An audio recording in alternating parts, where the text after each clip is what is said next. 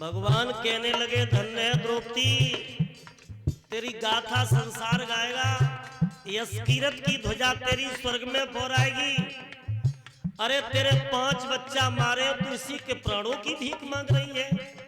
द्रौपदी छोड़ तो देंगे, लेकिन तू अपने बच्चों का मोह त्याग दे।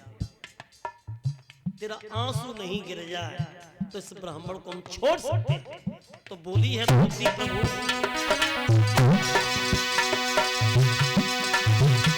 मोहन माधव लो इसी समय,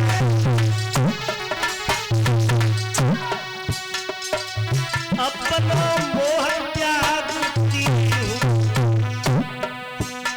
परे एक अनाथ ब्राह्मण के प्राणों की भीख मांगती।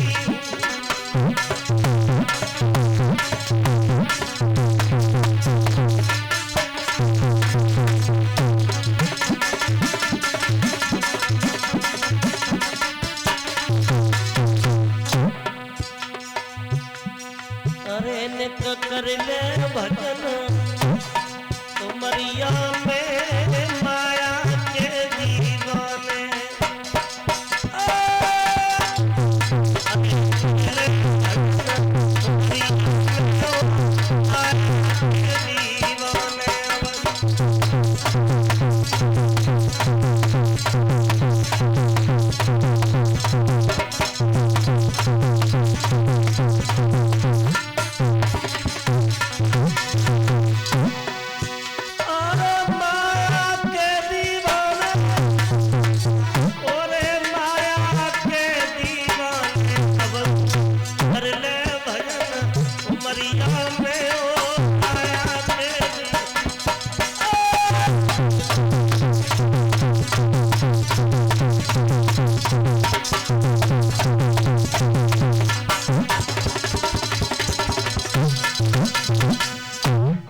भगवान कन्हैया से द्रौपदी ने कहा कि प्रभु मैं इसके प्राणों की भीख मांग रही हूं। तो भगवान ने कहा कि धन्य है द्रौपदी, तेरी गाथा संसार गाएगा। ये धरती टिकी है तो तेरे जैसी सुशील महिलाओं के ऊपर, बलवानों की इज्जत है तो तेरे जैसी अबलाओं के ऊपर। लेकिन द्रौपदी छोड़ तो देंगे, तू प्राणों की भीख मांग रही है, लेकिन अर्जुन ने जो प्रतिज्ञा की थी उसका क्या होगा। अर्जुन ने तो ये प्रतिज्ञा की थी कि उस हत्यारे को हम जीवित नहीं छोड़ेंगे। सो भीम को मौका मिलेगा, महाराज भीम को। सो भीम ने अपनी गदा उठाई और भीम अश्वत्थामा को मारने के लिए दौड़े।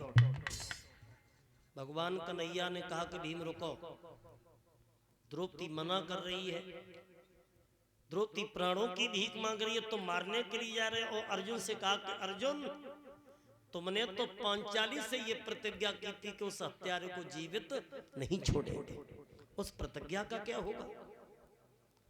भगवान कन्हैया की बात अर्जुन समझ गए कि भगवान मेरी परीक्षा ले रहे हैं।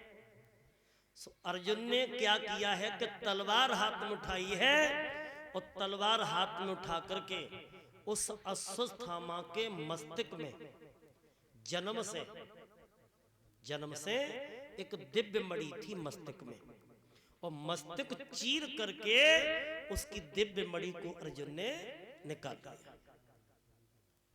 और जैसे दिव्य मणि निकाली, ये अश्वत्थामा उसी समय बुद्धि से भ्रष्ट हो गया। इसे उचित अनुचित का कोई ज्ञान नहीं रहा। अर्जुन ने कहा कि प्रभु अगर ब्राह्मण का समाज में अपमान हो गया, अगर ब्राह्मण का समाज में अनादर हो गया, तो समझ लो ब्राह्मण मर गया।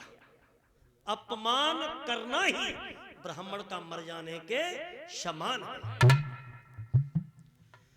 भगवान कन्हैया बोले अर्जुन छोड़ तो देंगे, लेकिन हरदी जरदी ना तजे, और खट रस तजे नयाम, और चून सफेदी न तजे, नहीं आदत तजत गुलाम। छोड़ तो देंगे लेकिन ये नीच अपनी नीचता को दिखाएगा। 5 बच्चा मारे हैं और भक्तों अश्वत्थामा को जैसे ही छोड़ा, आहा, उसी नफरत के भाव में ये अश्वत्थामा आगे बढ़ा और सोचने लगा कि मेरी मणि को निकाल लिया, अब मैं 5 पांडवों के वंश को ही मिट दूंगा।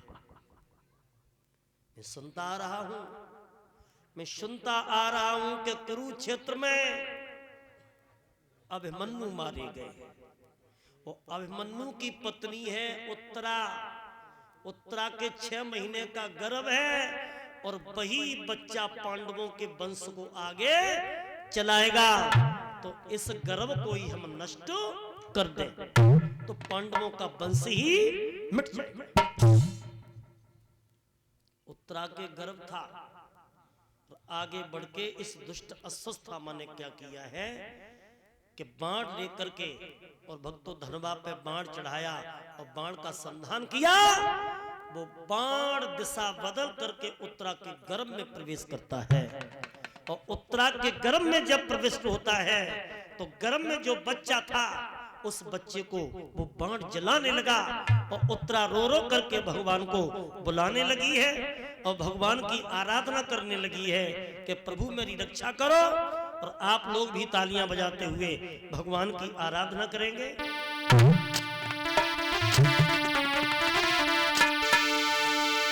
अरे लाज मेरी राखी ले रे गिरधारी, लाज मेरी राखी ले गिरधारी, लाज मेरी राखी ले गिरधारी, लाज मेरी राखी ले गिरधारी। तालियां बजाते हुए सभी भक्तजन, और ताली बजाना भी एक भक्ति है। बड़े प्रेम से, बड़े प्रेम से तालियां बजाएंगे।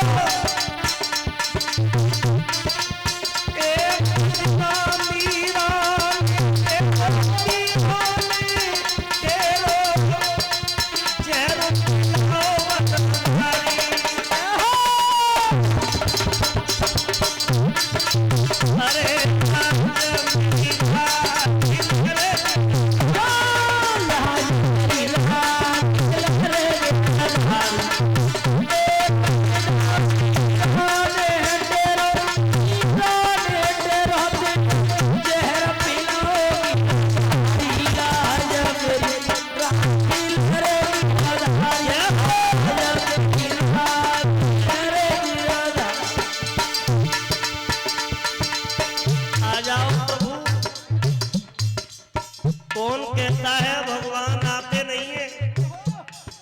कौन कहता है कि भगवान आते नहीं है? भगवान तो आते हैं, लेकिन लोग द्रौपदी की तरह बुलाते नहीं। मेरा प्रभु भी आएगा। मीठी मीठी तालियां हमारी माता बहन भाई बड़े भाव से बजाएंगे।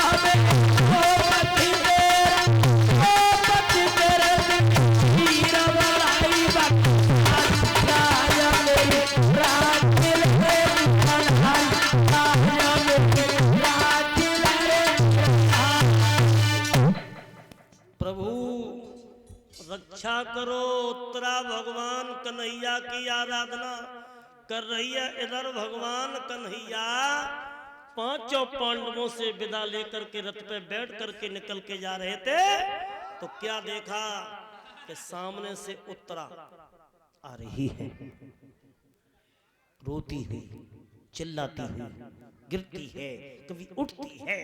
उत्तरा कह रही है कि प्रभु मेरी रक्षा करो।